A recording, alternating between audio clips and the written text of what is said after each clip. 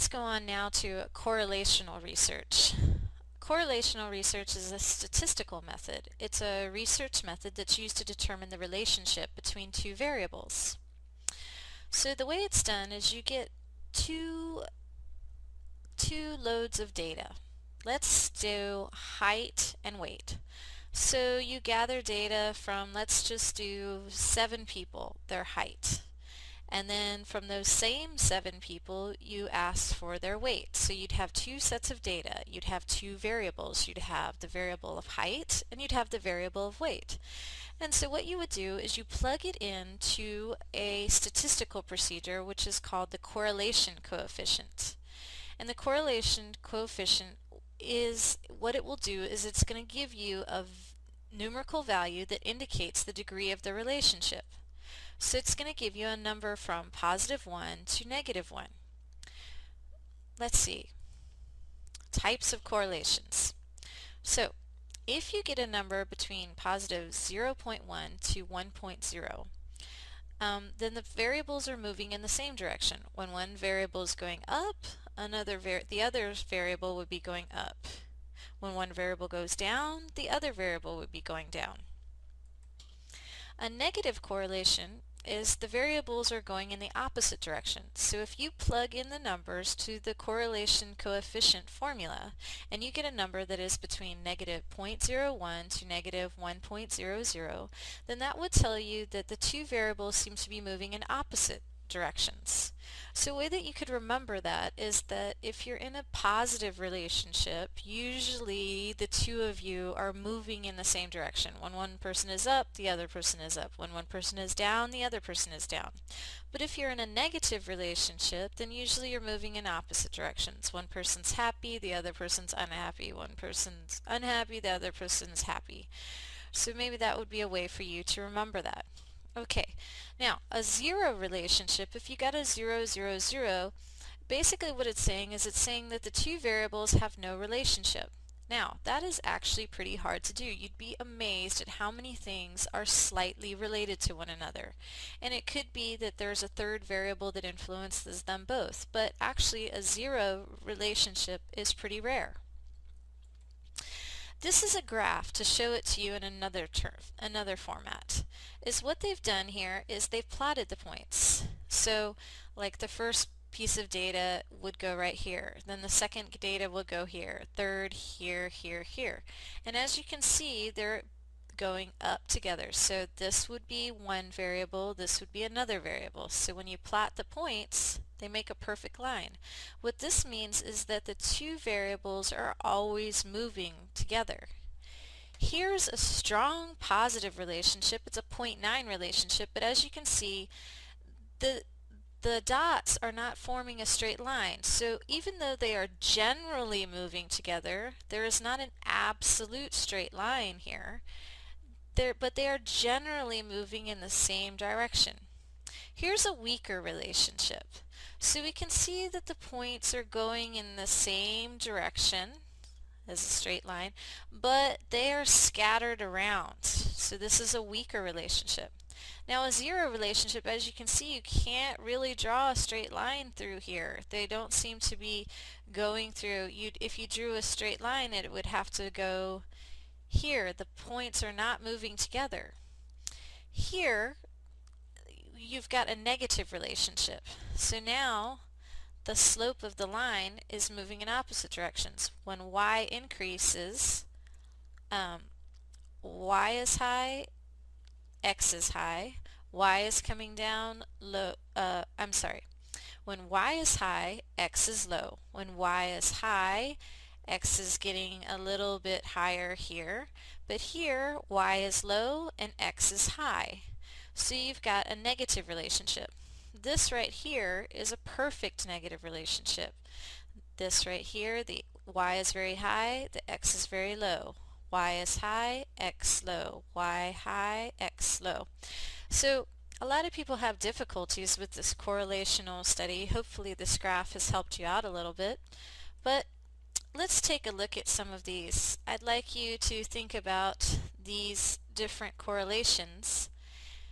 for a moment. I'll stop and pause. Height and shoe size. Why don't you take a guess? Do you think it's a positive relationship, a negative relationship, or a zero relationship?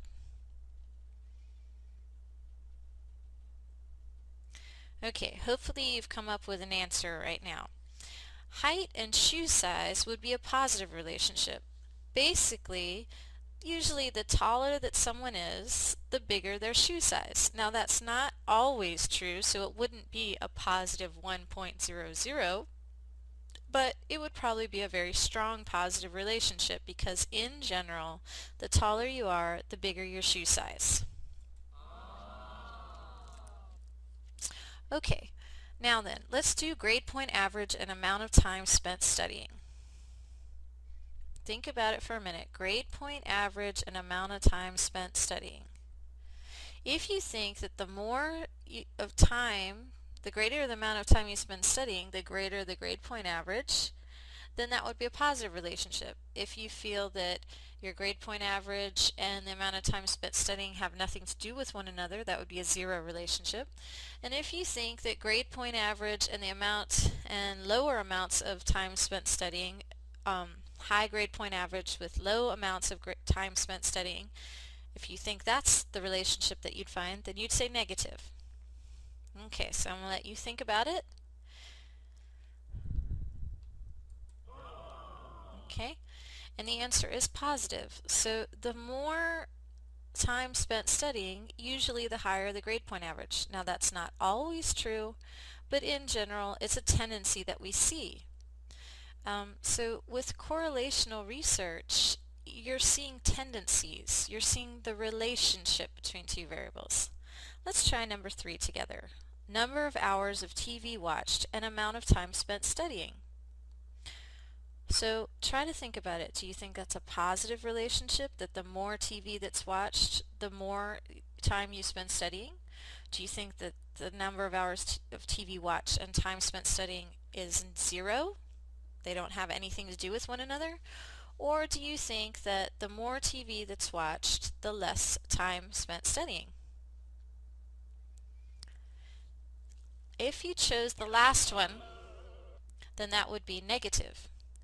Okay, so it's a negative relationship because the more hours of TV watched, the less the amount of time spent studying. We understand that there's only a certain amount of time during the day. Now, it's not always true, but in general it's true. There are some people that do not watch any TV, but they also do not do any studying.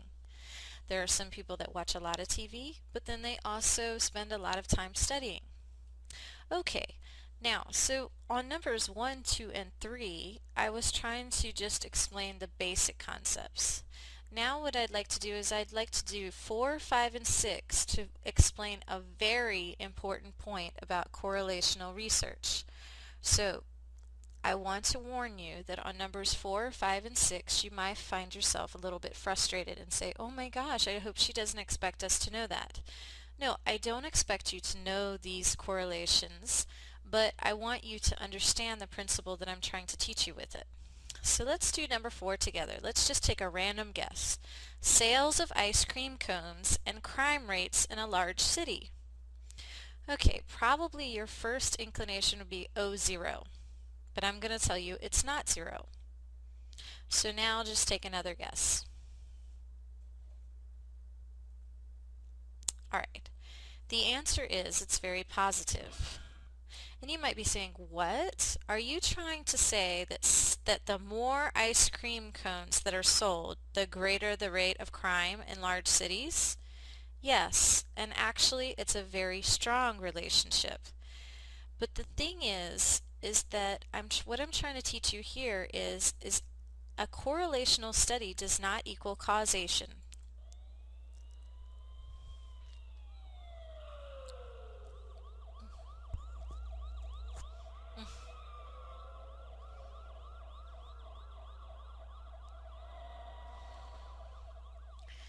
Ugh, these sound effects are crazy. I wish I could get rid of them.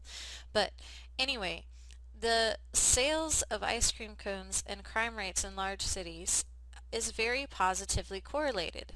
But it does not mean that correlational studies do not mean causation. They simply mean that we see a relationship. And what they believe the relationship is heat. When it's hot outside, people are more likely to buy ice cream cones.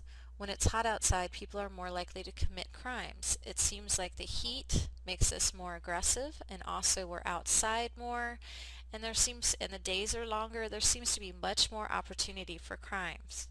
So it's not that if you go buy an ice cream cone that you're going to engage in a crime. It's simply a relationship that we've seen.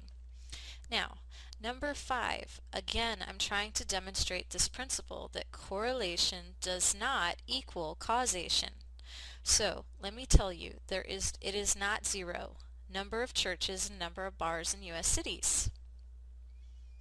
So, do you think that it's the more churches there are, the more bars there are? Or do you think the more churches there are, the less bars there are? So let me tell you a typical problem. As a lot of people will use all kinds of causation thoughts behind this. They'll say, oh, well, in towns that have churches, then they wouldn't allow the bars to be there, so the more churches there are, the less bars there would be. So you tend to say negative. But the answer is actually positive. And it's not that they don't believe that churches and bars have much to do with one another, but what they believe it is its population. In a city, in a small town, you tend to have one church and one bar. In a large city, you tend to have lots of churches and lots of bars. So the underlying factor seems to be population. So again, I'm trying to show you correlation does not equal causation. Okay, let's go on to number 6. Number of mules in a particular state and the number of persons having PhDs. That should actually read number of mules in a particular state and the number of persons having PhDs. Sorry for that typo. So what do you think? The more mules that you have in a state, do you have more people with PhDs or less people with PhDs? So if you think that the more mules there are in a particular state, the more people that have PhDs, that would be a positive relationship. If you think that the more mules you have in a particular state, the less people having PhDs, that would be a negative relationship. So why don't you think about it?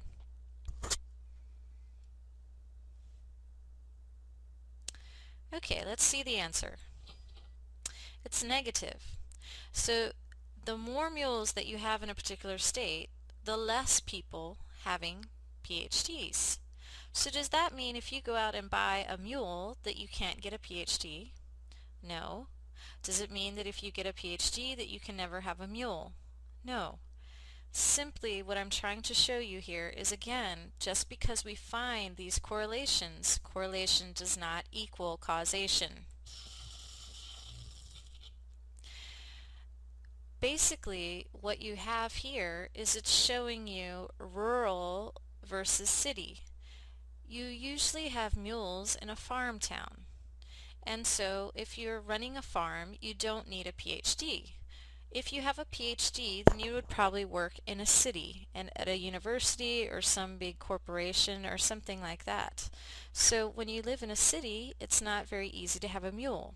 So mules and PhDs probably have nothing to do with one another other than different people may live in different areas if they have a PhD or if they have a mule. But one does not cause the other. So that's a big lesson that I'm trying to teach right here, is that the next time that you read a correlational study where it says there's been a positive relationship found between eating broccoli and getting cancer, you could say, okay, that's a correlation, but correlation does not equal causation. If you see that the more TV a child watches, the higher their chances for attention deficit disorder. Okay, there's a correlation that has been found. However, we don't know, is it that children who like to watch TV already had problems with attention and so they are drawn to the TV more with a fast pace? Or is it that watching TV actually caused the attention? We don't know, or it could be a third factor. So correlation does not equal causation. Now, on number 7, the last one on this correlation segment, is I'm trying to teach you one last lesson. Is what's great about correlational research is that once you find a relationship, then you can take it to the next step, which is our final research method that we'll be going over today, which is the experiment.